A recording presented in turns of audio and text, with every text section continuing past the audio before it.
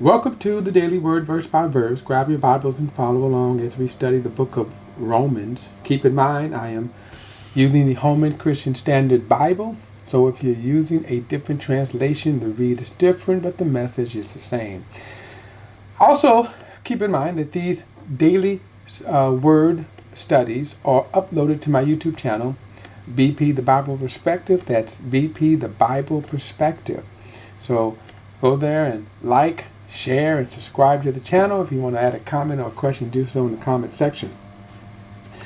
All right, we are in Romans chapter 12, and Paul is segueing from his teaching, his expositic teaching on salvation. And as I said before, if you go back and study those chapters 1 through 12, you will have a complete understanding of what salvation is, who saves, who is being saved, how to be saved, how to stay saved. And of course, in chapters 9, 10, and 11, Paul talks about his anguish in the nation, over the nation of Israel, missing out on the salvation that God has provided. Now, keep in mind, that is the nation of Israel, not individuals. Paul himself says he's a Jew. Now, what's important about this, because since he is shifting his thoughts from the expositing teaching on salvation now to Christian living. In other words, how do we apply, or put it like this, how do we work out our salvation? Understand that he's going to, the thought that is here is why Israel missed salvation. Now this is what I mean. Look at verse 1. He says, "Therefore, brothers, by the mercy of God, I urge you to present your bodies a living sacrifice, holy and pleasing to God. This is your spiritual worship." Now, why does he say that?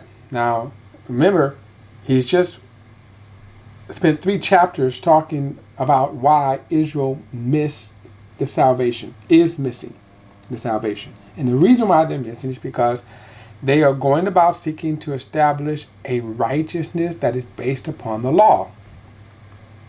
Now, Paul uses sort of the same language here by telling them, brothers, by the mercies of God, right? Now, let me go back, and I want you to see why he is saying that. And one of the things, of course, why we're teaching oftentimes,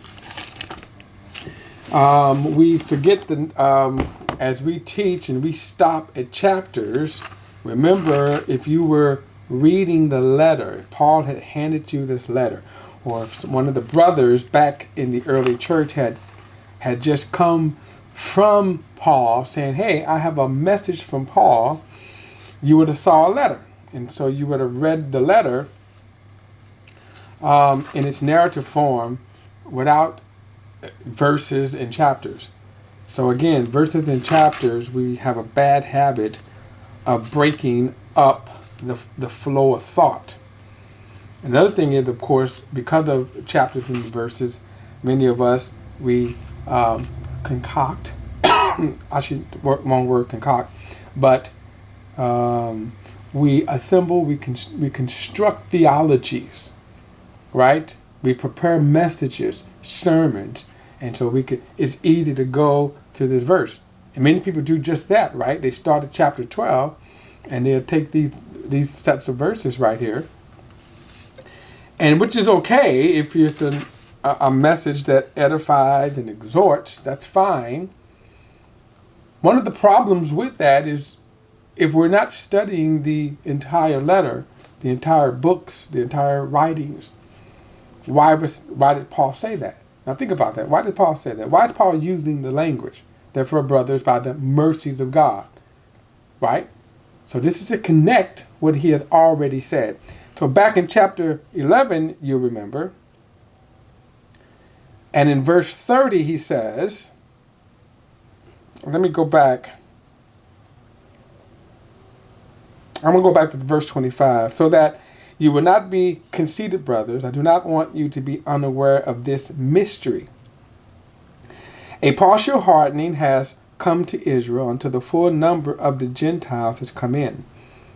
And in this way all of Israel will be saved, as it is written." Now, So how is Israel going to be saved? Remember we talked about that branches being broken up. Well, the reason why all of Israel is going to be saved because those who are the children of promise will come by way of grace. And then keep that in mind.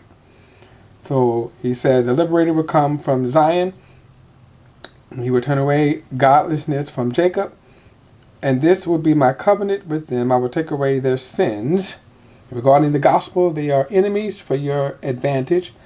But regarding the election, they are loved because of the forefathers, since God's gracious gifts and callings are irrevocable. And as you once were disobeyed God, but now have received, look at this, mercy. Through the disobedience, they too have now disobeyed, resulting in mercy to you, so that they also now may receive mercy, for God has imprisoned all in disobedience, so that he may have mercy upon all. Now we can come to this verse. Therefore, brothers, by the mercies of God. So what is he saying? Your work, your service, your living will be by the mercy of God, not by the law, not by works, not by deeds, not by human effort, right? So that's what he's saying here. So by the mercy of God, he says, I urge you to present your bodies as living sacrifices. Now again, back in the first century, remember, the Jewish presence and influence was great during that first century. And beyond AD 70, actually by the time of AD 70, the Gentile population of the church was growing. And of course, it soon would overtake the Jewish population. But again, before this time, the conflict was the law, that there were a lot of Jewish believers who were trying to rope the Gentiles into obeying the law.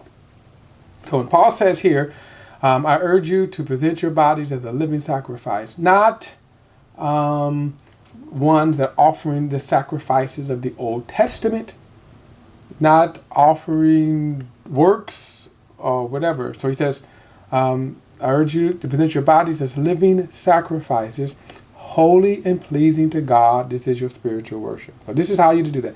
How I'm to work in this sense.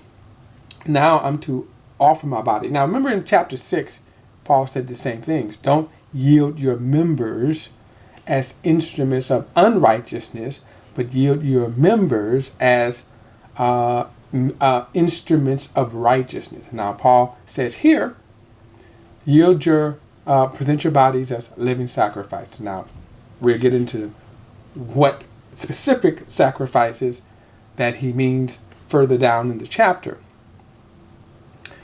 Then he says, holy and pleasing to God. Now get this, holy and pleasing to God, not what's pleasing to you. Let me make this one statement right here. You go back to Genesis chapter 4 and you see the story of Cain and Abel. And you see Cain had offered God a sacrifice. Abel had offered a sacrifice. But God rejected Cain's offering. Why? Because he didn't offer it in faith. And instead of humbling himself and saying, well, Lord, what would you have me offer? He got angry. He got mad. God accepted Abel's sacrifice. My point is, what is pleasing to God? And let us offer, as he says, the sacrifices that are pleasing to God. All right, I'm going to pick it up in verse 2. In the next video, I'll see you then.